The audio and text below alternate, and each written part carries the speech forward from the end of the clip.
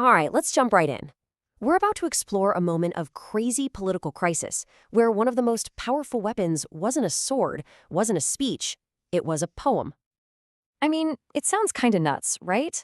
Can a poem actually stop a revolution? But back in 17th century England, a king and his supporters were pretty much betting the entire future of the monarchy on it. This is the story of how a poet stepped into a political war zone armed with nothing but words. So, to really get this poem, you first have to understand the chaos it was born into. England in the late 1600s was basically a political powder keg, just waiting for a spark.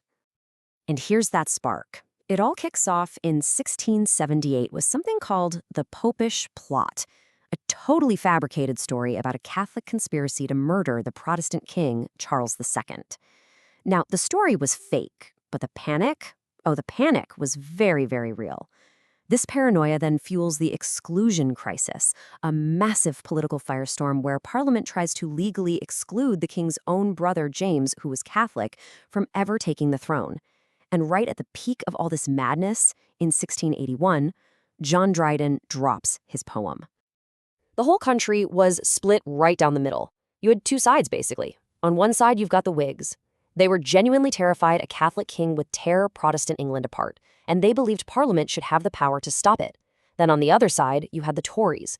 They defended the king's divine right to rule and the traditional line of succession, mostly because they were afraid that messing with it would plunge England right back into a bloody civil war.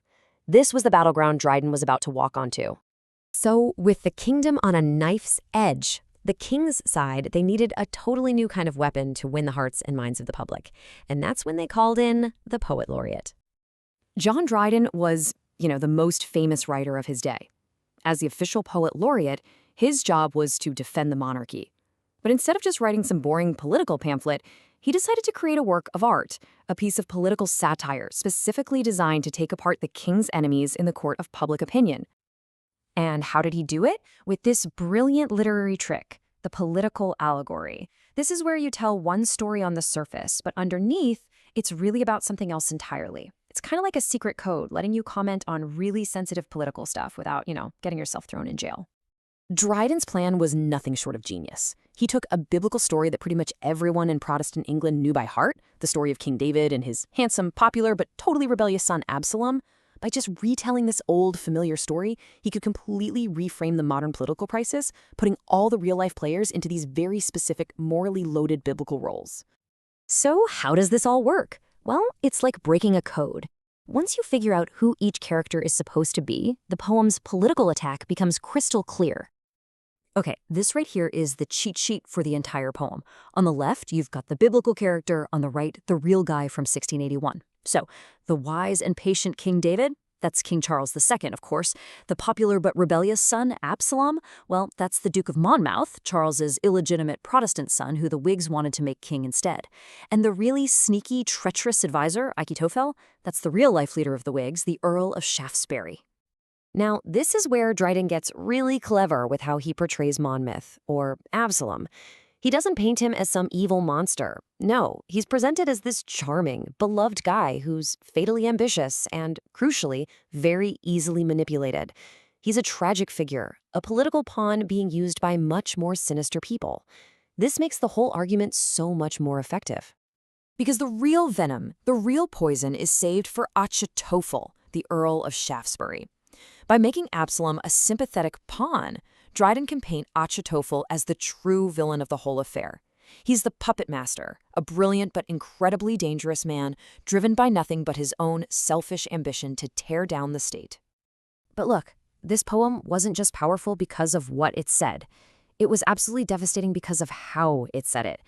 Dryden's writing style was his real secret weapon. He wrote in what's called heroic couplets.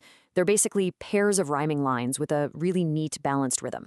This structure sounds incredibly elegant and controlled, which makes the sharp, witty attacks he hides inside them feel even more brutal.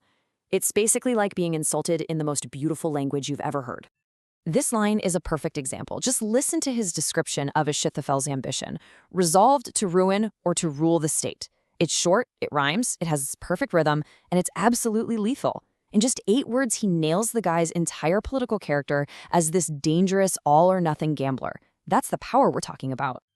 So, in the end, the exclusion crisis failed.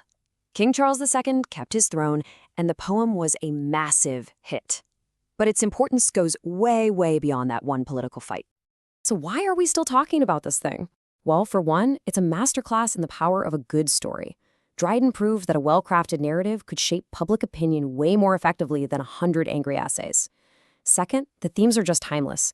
I mean, the clash between loyalty and ambition, the manipulative political advisor, we still see these exact same dynamics playing out on the news every single day. And finally, it became a massive landmark in English literature, influencing a whole new generation of brilliant satirists. And that kind of leaves us with one last question to chew on. Absalom and Achitophel was a carefully crafted, long-form piece of political messaging for its day. So it makes you wonder, in our modern world of instant reaction tweets and viral memes, what can we actually learn from the old art of political poetry? What have we gained? And maybe, what have we lost?